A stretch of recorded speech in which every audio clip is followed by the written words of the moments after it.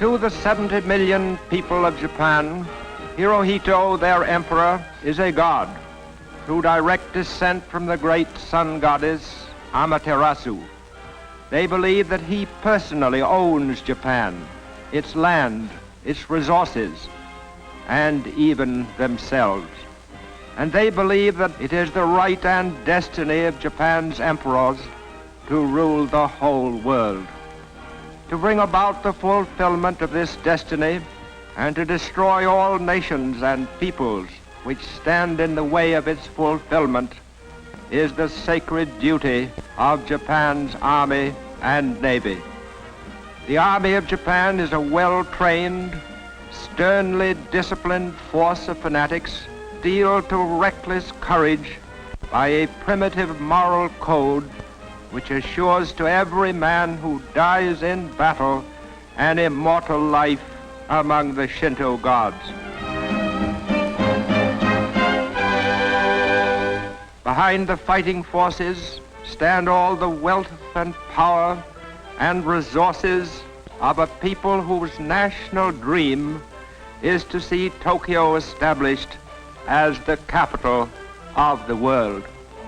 From Tokyo, the Japanese have for over 11 years been carrying on one long, uninterrupted war. Again and again, Western economists have predicted that Japan's economy must soon collapse. But Japan is stronger today than ever before in its history. An adaptable people, the Japanese have made good use of the inventions and conveniences of the Western world, which might fit in with the plan for world conquest, which is their national obsession.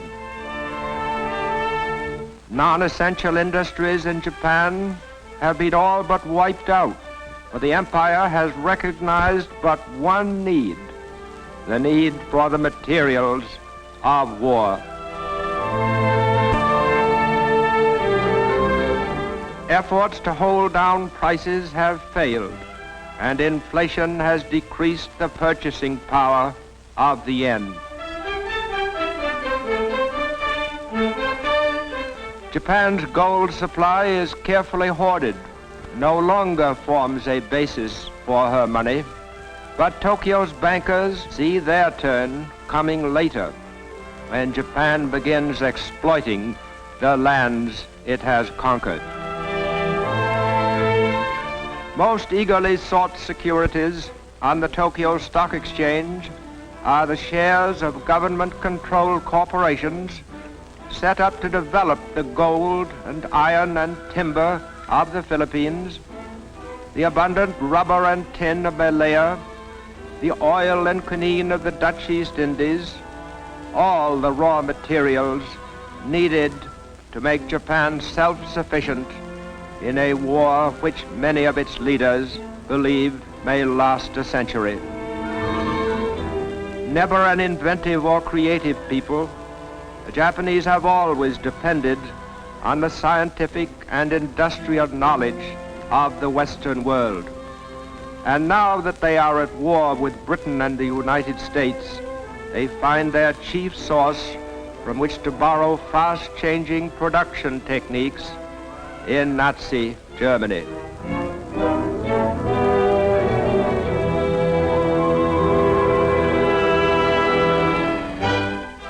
In the theaters of Japan, Nazi methods of propaganda are also copied to good effect.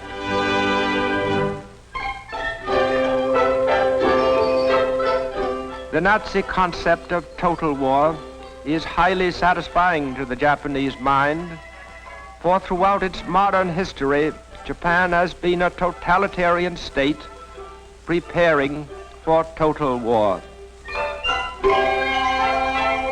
Playing their closely supervised part in total war are Japan's metropolitan newspapers, which ape the great American dailies. Before a stick of type can be set, it must be approved by the Army, the Navy, the police, and the Foreign Office. No story or editorial, no picture or cartoon may be printed which opposes the concept of a Japanese-ruled world. Thus, to the Japanese reading public, the progress of their holy war is an unbroken succession of triumphs. Every disaster becomes a victory, and all news is good news. For every channel of public information is being used to impress upon Japan's people that the war is proceeding according to a divinely guided plan, and that the people's part is merely to double and redouble their sacrifices on behalf of the Emperor and of their sons and fathers away at the front. Greatest single source of Japan's fighting men is its peasant population, long used to hard work and self-denial. Toiling from before dawn to long after sunset, the farm family accepts hard work and squalor with the unfeeling stoicism of a disciplined race.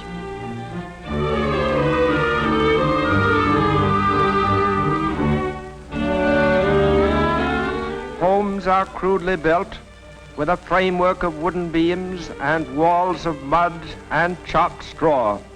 In these huts, Japan's peasants have for generations raised sons to fight for their emperor.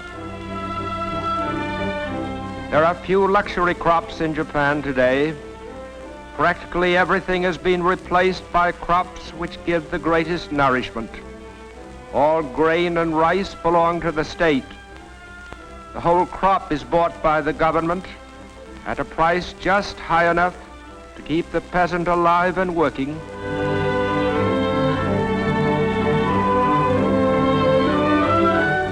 And in a nation where land is the chief source of food and life, no square foot of farmland, however meager, is left untilled. To protect its supply of hardwood, Japan has for years practiced reforestation on a national scale. And today its lumber, like everything else it produces, is going into the war effort in one way or another.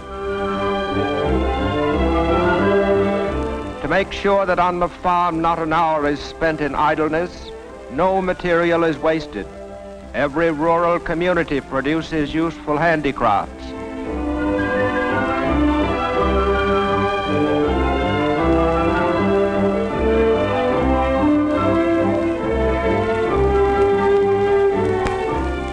In the towns and villages, home industry is also the rule, and in these homes lies much of Japan's industrial strength. With each home a miniature factory, the nation's total production is almost beyond estimate. With the same fanatic zeal that inspires the soldiers, whom they so devotedly support, the Japanese people are today working for the destruction of the land they fear and hate most of all, the United States, a land which more than any other the Japanese have cause to remember with gratitude and affection. When in 1923 Japan was racked and broken by an earthquake, it was the United States which was first and most generous in giving aid. Into Tokyo and scores of other shattered and suffering cities poured millions of American dollars, shiploads of American supplies, to save lives, to heal the injured, and to help rebuild Japan. Today, Japan's restored cities are filled with mills and factories turning out materials of war. In these factories, there is no shortage of labor. Farms and villages comes an endless supply of girls eager to contribute to the war effort for a year or two before they marry and begin bearing sons for the Army and Navy. Willing to work 14 hours a day for little more than room and board, they find factory meals of boiled rice, fish and tea, better fare than they had at home. Since nearly a decade before Pearl Harbor, Japan's heavy industry has been mobilized on a war footing. Its materials, machine tools, and workmen integrated into a long-range program to build up and maintain the Japanese war machine. To make up for shortages of strategic materials, it accumulated great stockpiles of raw materials by importing them from China, India, the Netherlands East Indies, and from Western nations.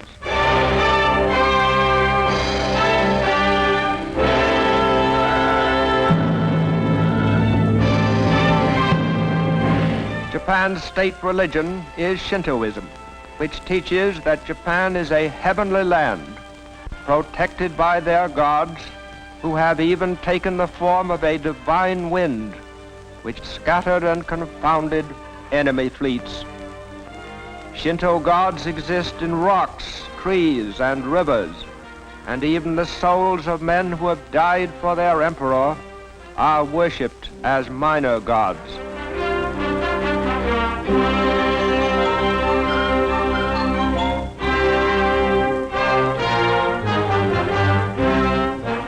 And in the immemorial fashion of these ancestors, they fortify with pageantry and savage symbolism the belief that innumerable and deities in them to be the conquerors of the world.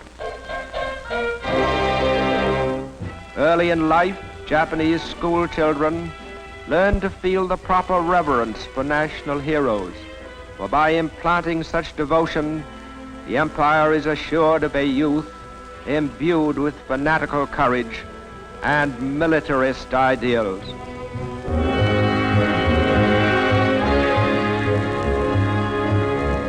From infancy, Japanese children find their days strictly scheduled to the discipline of total war.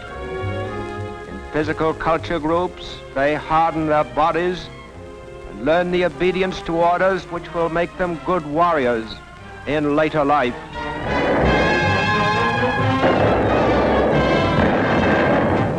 By wreaking pitiless destruction upon unarmed cities and their helpless people, and by slaughtering all those who stand in Japan's way, the young Japanese will win honor and grace in the sight of his gods. For they have decreed that it is Japan's destiny to achieve mastery over the whole world, to bring to all peoples the blessings of the samurai code.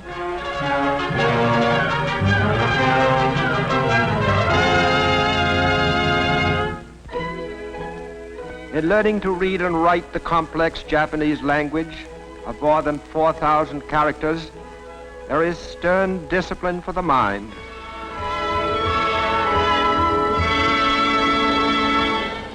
Never are they allowed to forget that the way of Japan is the way of the warrior, and that modern weapons of war are as glorious as the samurai swords with which their ancestors won honor and immortality. To the Japanese child, these are not mere planes and ships, but symbols of the conquering might of his august emperor.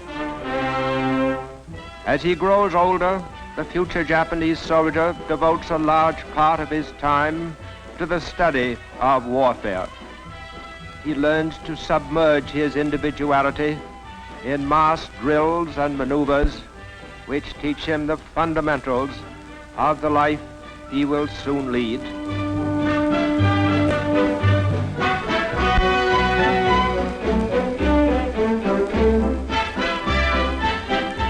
He is taught how to handle a rifle under a drill master who is both able and severe.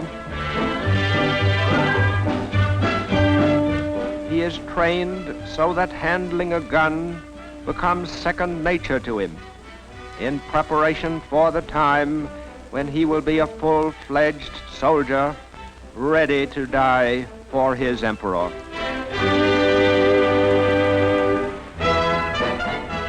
Anticipating worldwide expansion, Japan has for years maintained a school of military government and colonial administration, where picked young Japanese learn the approved attitude and method of ruling conquered people in a conquered territory.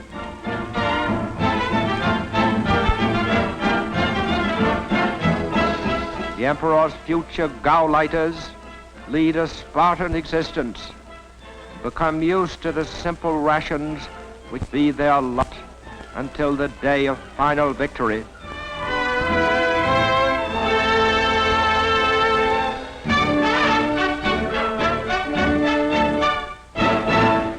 At 17, every Japanese becomes automatically eligible for military service.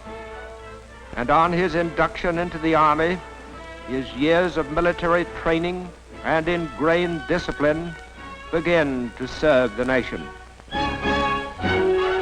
Averaging only 5 feet 3 in height and 117 pounds in weight, the Japanese soldier is expected to compensate for his small size by his fanaticism in battle. Under the eyes of an elite corps of officers, the new soldier spends nearly 2 years learning how to take care of himself.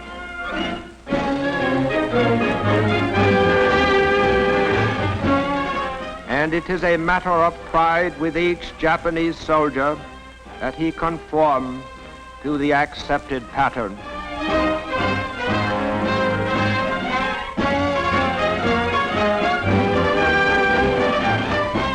He is taught that the greater the odds are against him, the more glorious will be his death. Building on this foundation of the will to conquer, the Japanese have made good use of the offensive spirit which inspires their people.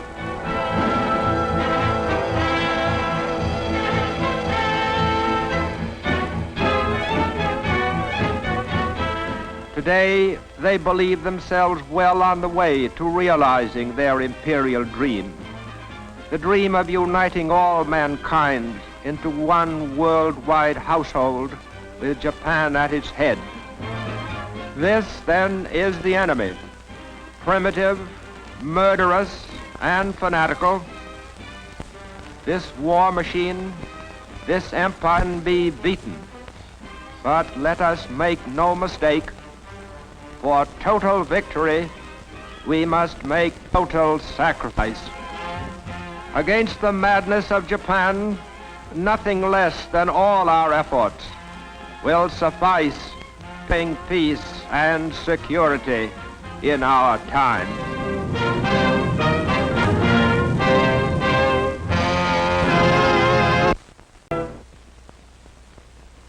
You are about to see the second of 3 films which have been made to help us size up our enemy, Japan. To beat the Japanese and to do the job thoroughly, we have got to understand them thoroughly. The Japanese are not easy to know.